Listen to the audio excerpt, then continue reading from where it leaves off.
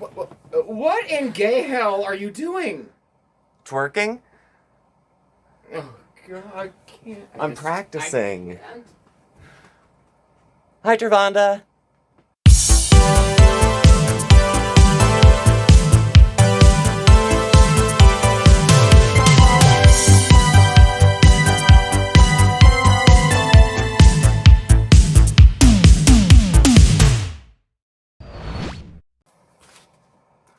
Hello, everyone. I'm Steve. Mark's around. Say hi, Mark. Hey, everybody. And this is SmokeySteveAndMarc. Either welcome or welcome back, and happy Saturday. It is the weekend, so we know what that means.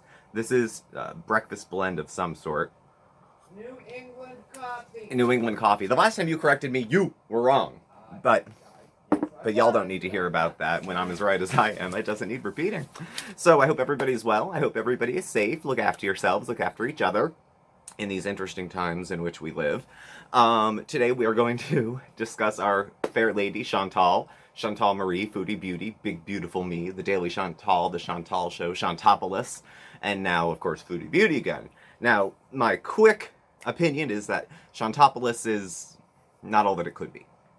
Last week we talked about more, because there was even more, high streams. Streams when she was coming on live and she was under the influence of just edibles, but under the influence nonetheless. Enough that her speech was slurred and she couldn't keep up with things and she was silly and the kind of high I suppose she likes to be.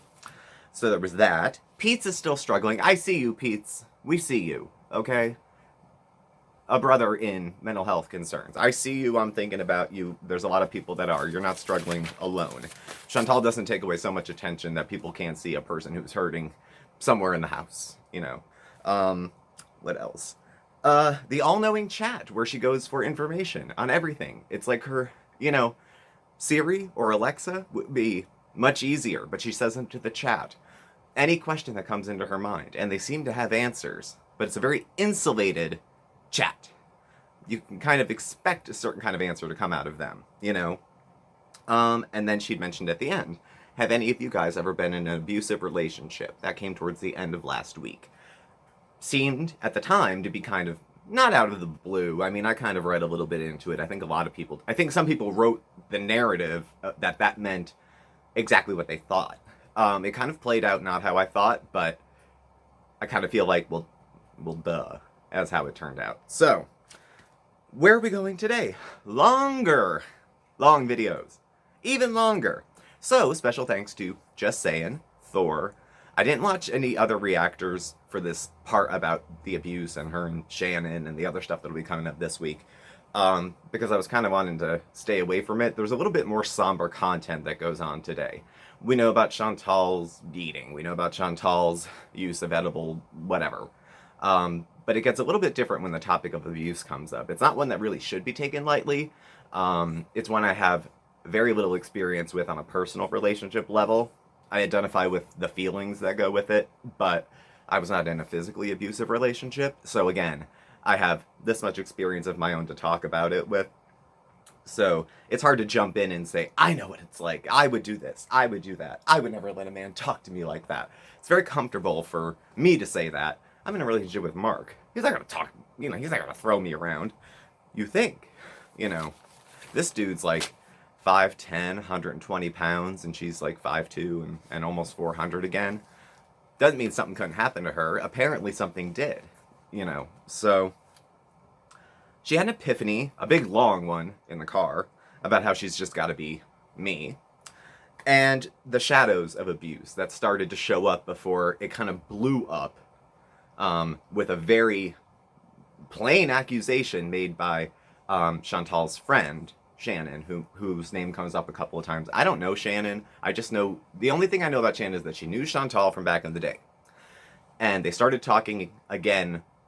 Chantal started talking about Shannon again more recently, during the relationship that Chantal started. And Shannon sounds like my kind of girl. She stands up against things that she doesn't think are right. She gets hot under the collar. She doesn't put up with some bullshit, and she has certain kind of things she calls bullshit from what I've seen her call out. Sounds like my kind of person, you know. But there was a chat that played out in a way that was, well, uncomfortable is more is not enough of a word to use. But we'll talk about that when we get to kind of shadows of what could be abuse going on, and what her part was, and what Chantal's part was, and the alleged accused, all that stuff. So, let's see, where do we start here? We'll say epiphanies. Okay, Chantal had one of those big car drives, where she slept like 2 hours, and then was going out for, I don't know, 4 hash browns or something like that, and decided that she's got to be herself. She doesn't want anything holding her down. It's her life, she has to live it. She can't be held up by other people's expectations. We've heard this before. We've heard it a bunch before. A bunch. It's like resetting the page. And I wonder which audience she's talking to. Like, some lives seem to be geared towards family members. When she talks about feeling smothered with support, she's talking to them. Because they're the ones who are coming close to her, because she said she had a very serious addiction problem.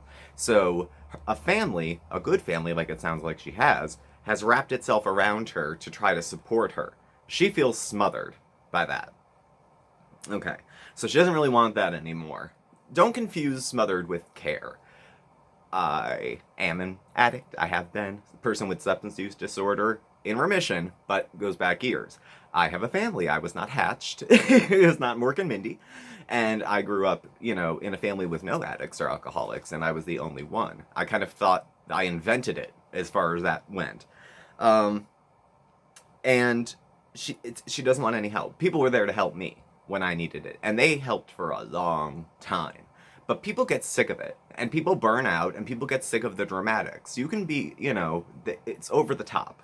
It's grand, Think about who's going to be there for you at your next 5 a.m. phone call when you need to go to the hospital. Family will be there. Family will show up. Family will put up usually with more than strangers will for a while, but sometimes they just cut a person off because they're toxic and high maintenance. And not toxic like they're a bad person, but it's a one-way suction of energy, give, and what comes back. I don't know if Chantal gives back to her family in any way, financially, comfort, whatever that kind of stuff is. But on camera, what she shows us is them doing a lot for her. And her showing up at family events, maybe. I don't know. So, I am not going to do things because of other people. So this is her, I gotta be me kind of thing. I have to learn to trust myself and my own instincts. Her own instincts have destroyed her over the last 6 months. Bad decision after bad decision after bad decision. We can all make bad decisions. This isn't exclusive to Chantal. But one after another, I personally believe that anyone, it doesn't mean if you have a mental illness or an addiction, nothing. All of us are a few bad decisions away from totally destroying our lives and having to start over. It can happen quick. There's a lot of homeless people that didn't plan to be homeless. They had another gig before that. They weren't born into homelessness. Stuff happens. Something happens. Or nothing happens. Or you get evicted. Or you develop a problem that you don't get treatment for, and everybody will abandon you because it's too much already. It's too much already. So, I'm just saying. So, what else do we have? I was ripping my notes apart, trying to keep them together because it was all so kind of out of order.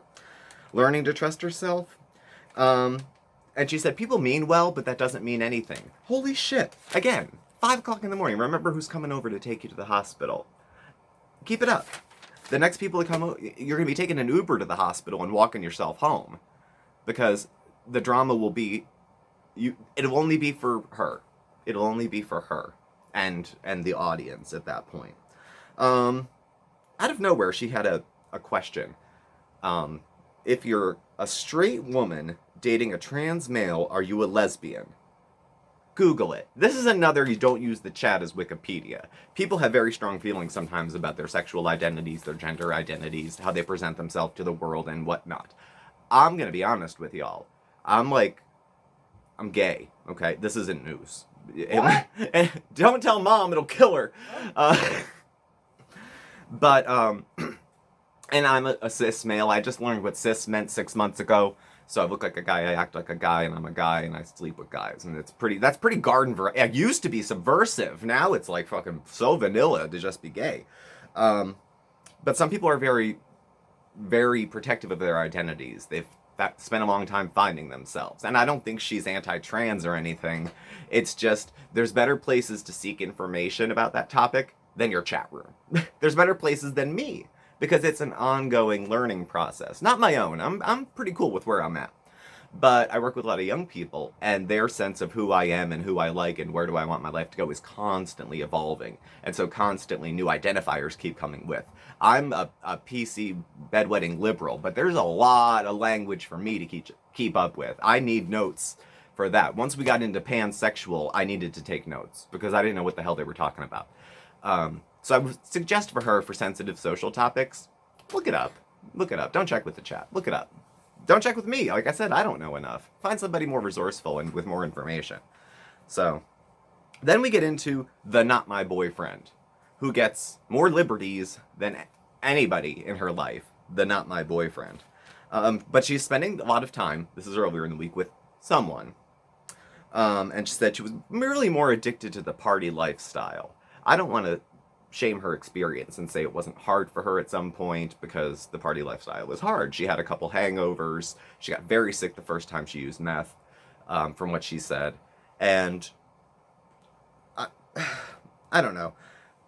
But the party life, she wasn't like a drug addicted sex worker for 10 years. That's the life. That's hard. You know, there's a lot, it's hard to come back from some, like, she kind of gave the feel like it was this big, you know, thing that she went through.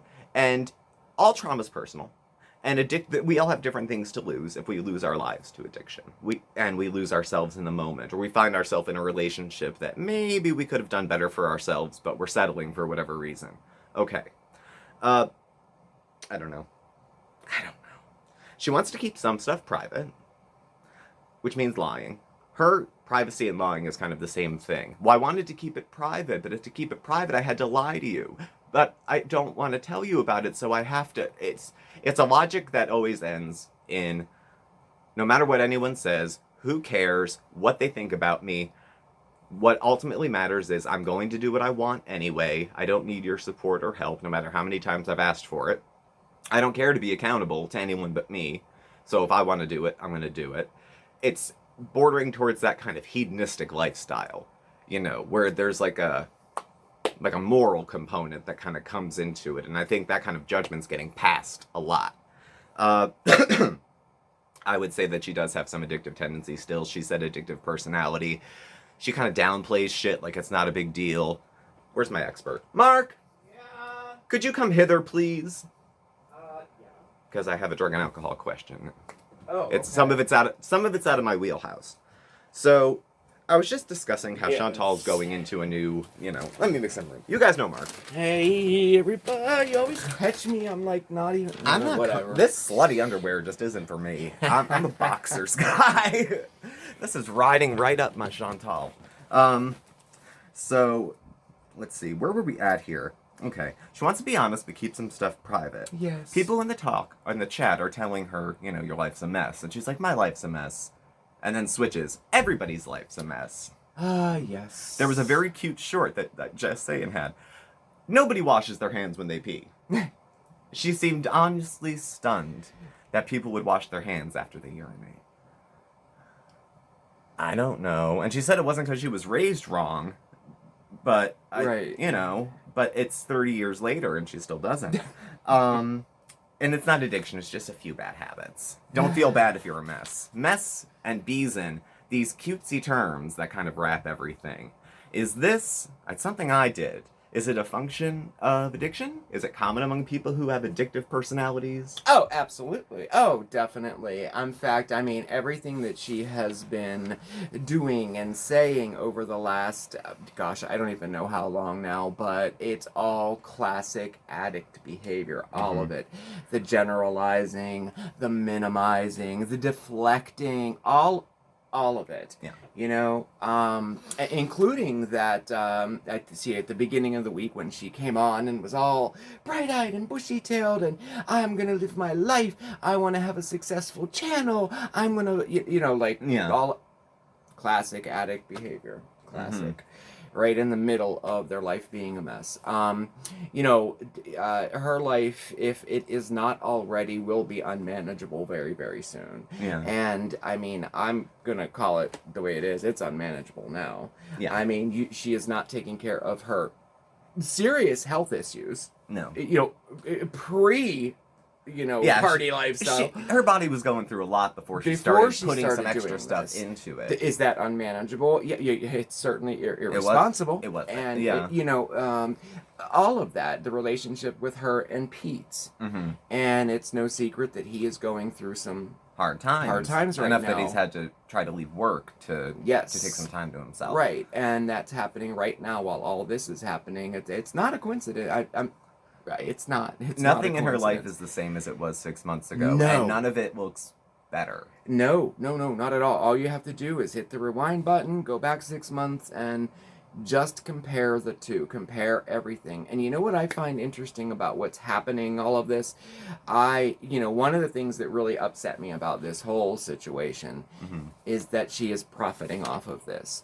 She's minimizing it, she is not taking it seriously, and she is profiting off of this. It's so public, and it's just so wrong, in my opinion, okay? An interesting thing is that as time goes on, and we all watch the videos, you know, and she will expose herself in many different ways. I don't mean physically, but although that has happened. It's happened a few times. That didn't happen 6 months ago. We didn't get a nip slip. Right. And she exposes herself in different ways by saying things that contradict herself, by confirming rumors that have been out there that she denied before. Like, as the time goes on, you can see these things happening in real time, and she is so caught up and so delusional that she doesn't realize it. Yeah, she doesn't even know. She can't follow her own untruths. No. The things that maybe she is saying just to keep privacy and lying in privacy, but she's not keeping it separate long enough because stuff is spilling into the channel. Yes. Dom is spilling into the channel, and I don't like it. No, you called it from day one with him. Let me just say. I don't like him. I still don't like him. I'm pretty partial to him, but you did. You called it from day one. No. But nope, the answer to your question, yes. All classic. So that's still brewing under the surface, even though, absolutely. We are living our best life, and then we're listening to music and listening to coughing and snorting noises in the background. Yeah. But everything's on the up and up. So thank you, Mark. You are very welcome. If I need you, I'll let you know. Okay. But thank you for coming to share. So she's still in the game with addiction. And, okay. She started talking about this relationship like it was good. And then he's so sweet. You should see what he's like when we're alone. It's cooking and dancing and this and that. And I've had most of my friends through my life have been women. Okay. And men can be the victim of abuse, verbal, emotional, whatever. Women tend, it seems to happen to them more. I don't have stats. I don't have numbers. Anecdotally, more of my female friends have had this kind of discussion about abuse than men. We'll say that. And her saying that, like, life is perfect, everything's fine. You know, we don't have that kind of relationship now. Me and Dom, it was toxic when we got together. Saying that she has family members who've been in relationships with other people who deal with addiction, and they didn't leave them or and they stayed with them and stand by them. Who's staying with who to help support what addiction? Because everyone knows what snorting sounds like. And if you're depending on the fact that people don't, you're underestimating the number of people who've done cocaine. That's how it sounds. Using medical terms to describe the amount of drugs that we're giving ourselves. I'm just taking a medicinal anti-anxiety dose of an edible. If we're going through our doctor and we got the green light, that's good. We can medicate ourselves. That's self-medicating. If you just switch it around there, it's self-medicating. We're eyeballing. As soon as we feel better, we stop. If the goal of smoking is just to go to sleep, but, and you're going to take like 200 milligrams of something, like take an Ambien. There's no need to take as much pot as you can before you're going to be the first one to die of an overdose of edibles. I don't know. So yeah, let's take a sidebar into Dom's house, shall we? Because she went. Let's. Now, one of the first things I noticed was Okay, so that was the first thing that stuck my ear out because I was taking notes while I was going like that. She's talking to the camera. Doesn't look like nothing is happening. Nothing is happening. How come everyone has pet allergies, dander, everything? Either his place is really fucking filthy or he's snorting something. Neither is good. Neither is good. Now, it is good that she is not, but she would not on camera. That's a thing to skip. And she mentioned in one of her rides, which was a little snotty and thoughtless. I'm just going to say look this up because there was a gray area in what she said that people could jump on her for. Okay. The Mark saying it was coke, not crack. Okay. Do a little research. I'm not calling you stupid because it sounds like you just maybe didn't know. Looking into crack versus cocaine as far as sentencing guidelines, who gets charged with what for more, stereotypically what groups of people are associated with cocaine and what's associated with crack, and how one is acceptable and one is not, and what kinds of people do it and what kind of people don't, and the overtone it gives when one is sneered at versus the other when they're both drugs. So again, I'm not pointing fingers and shouting you down, but I would say look into that a little bit because it's actually pretty unfair the way the justice system treats those drugs. It's not equal. It's trying to get it more equal, but the fact that it was unequal in the beginning makes me physically ill. Okay, I'm gonna get off my soapbox. So anyway, so at Dom's house, the choice of music is whatever. It's something that he likes. I don't know. And then later at the end, Madonna comes on. So, well, whatever. They pan across his room. I'm hoping we can find a picture of his. We'll pull it here. Now, I was a 22-year-old alcoholic, and my studio apartment was cleaner than this. When I was a freshman in college, the bed was used for storage, and I might as well have slept on the floor. It was just somewhere to throw everything, you know?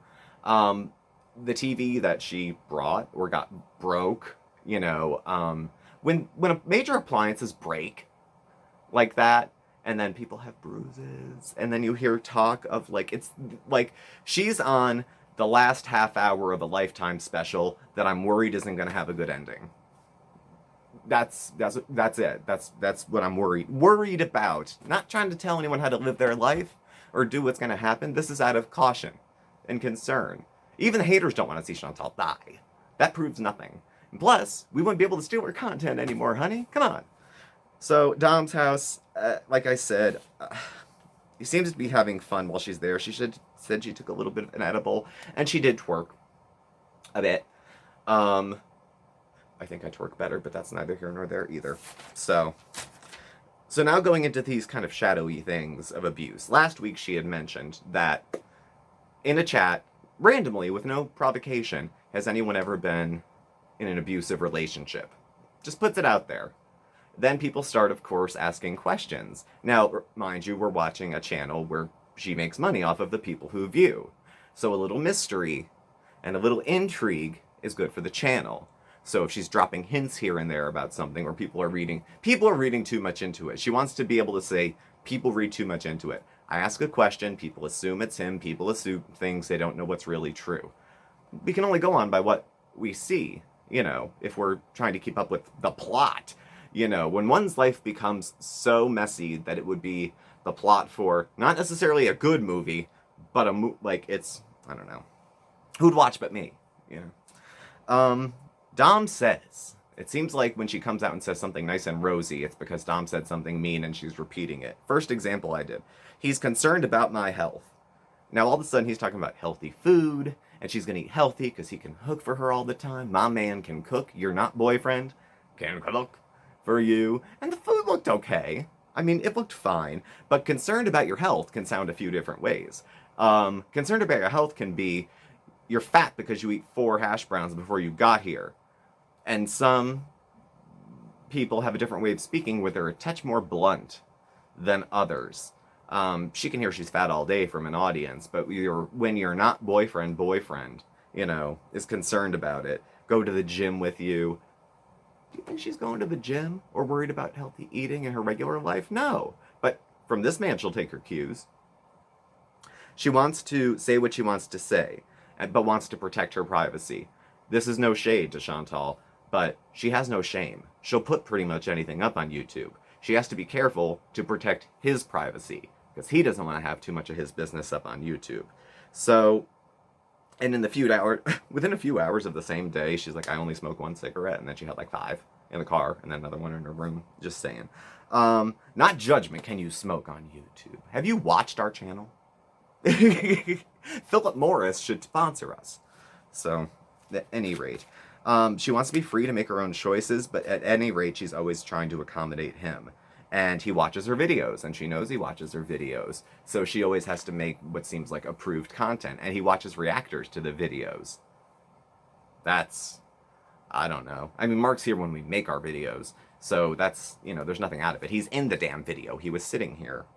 But it seems like he's pushy. I didn't like him from the beginning. I thought he was pushy. I thought he encouraged bad behavior for her. It's not wrong for him to be in a relationship. It's wrong for her to be in a relationship with a guy like him. First of all, she got other shit going on, but that's her life. I have the same kind of thing of, my life's falling apart. Let's get a boyfriend. Because that'll bury my head in the sand from all the other actual stuff that's happening. Like I might have to move, or my family doesn't want to talk to me, or they're still worried that I have the addiction. Because your viewers might forget, the VIBs might forget that 3 weeks ago, 4 weeks ago, you were dealing with a coke addiction. But your family's not. That's a big matzo ball hanging out there. And it's out of concern. No one's trying to run anybody's life, I don't think, except maybe Dom's trying to run yours. Because now he's crept into your job. Now you can't even make videos without his permission and approval. Since when is Chantal the kind of person, ballsy as she says she is, that she's going to take that from a guy? Even that much, It's all bluster. I think she would just... So, at any rate. So then she alludes a couple more times after the abuse question that she was talking to Shannon, who, Shannon, as far as I know, like I said, is the old friend from back in the day, who's re-entered, at least publicly, into YouTube. And she's a mod. She has a mod ranch on it, too. And she said she had talked to one of her friends, didn't name her as Shannon initially, that she had said there was some other stuff going on, more private, and talked to her about it in confidence. So there was a little more than just these stuff. There was a little more there, but she kept it private with who she said she was talking to about it. A lot of bad substances. Certain substances turn people fucking evil. Is this what we're talking about with bruises? Like, we're talking about, he's, like, I know what she means, because some people will have a drink and turn into a complete asshole after 3 of them. They're not drunk, it's just a quick personality change. Some people do, meth. Let's not turn our nose down at crack when we've hit the meth pipe, okay? We really don't, it's really not somewhere we want to go as far as passing judgment on drug of choice, okay? There's not much left after that. I was drinking mouthwash, and I would still probably, we're on the same field, okay? It's not a proud-making moment. I don't know. The bruises came up because people had noticed for a while that she's been having bruises, and she had said, well, I'm on blood thinners, that's why I bruise. She stopped taking her blood thinners for a while. Was one of the reasons she went to the ERs, because she wasn't taking any of her medication. So I don't know medically how that works out, and I don't know if I would trust a medical opinion from anyone who wasn't an actual medical person about how that could work out. It's just curious that she said she has them because she's taking the medication, but then went to the hospital because she wasn't. So I don't know if she's back on it. I don't know. And I thought I heard sex bruises come out of her mouth at one point. Now, correct me down below, because I might have misheard it. I'm like, is that a thing? I don't know. So, old friend Shannon, from back in the day, apparently has no issues telling off men who she feels are treating her friends poorly. So, some screenshots had come out where she had told off Dom, Shannon, the friend, and laid out for him, and for the rest of us to see after, all the DMs with how he wasn't treating her nicely, how dare you hit my friend. There was accusations mixed in with don't fucking talk to her, don't say this, and then Dom replying in, she called him a goof, which is an interesting word, and he replied a little bit of this YZ, you're an asshole, you're a whore, whatever. So they had words. Okay. So Shannon, again, sounds like my kind of girl. Don't fuck with my friends and don't hit my friends. And And that's a stand-up thing. Like, if I thought a guy, like, Chantal's 5'2" and 400 pounds. She can't run. What's she gonna do? If he got violent with her? If something happened. If there was a fire, she can't run to get away from it. What's she gonna do if something happened?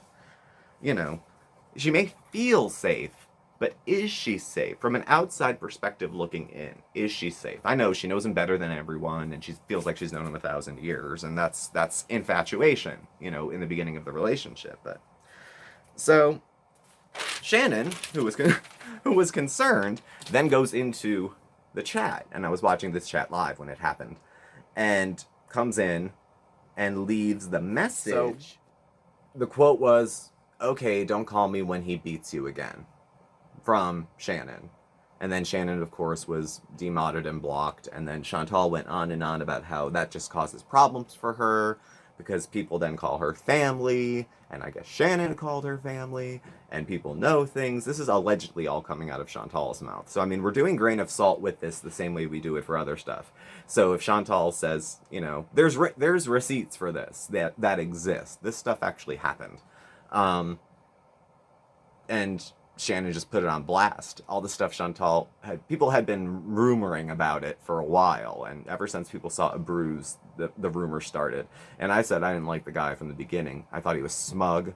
I thought he was nasty. I thought he was rude to her. I know I'm not there. I know, and you're there. You know, but Chantal got very mad because her spot, I think, was completely blown up. That what she was trying to put off for a while came to light. And when she said that certain substances make people do evil things, if she did get tuned up, I think that's the night it happened. If it happened only once, it happened then, when the TV broke and all that. Like, if it only happened once, if it happened at all, I think it happened then. But the idea that someone who's been using that substance is just going to stop when the more I'm around them, they're going to use it. If they like it, they're going to use it. Or if they're addicted, they're going to use it, which means it's going to come up again.